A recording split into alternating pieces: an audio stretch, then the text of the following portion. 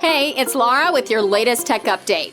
Everyone hates passwords. They hate coming up with them, remembering them, and the annoying process of resetting them.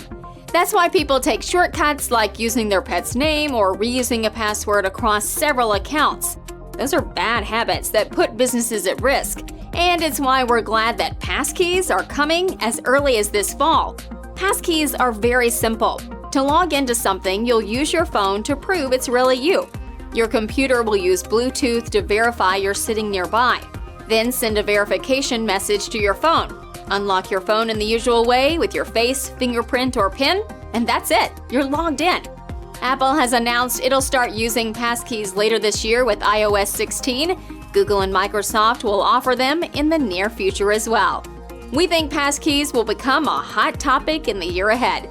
Can you see your business adopting them? That's your tech update. More next week.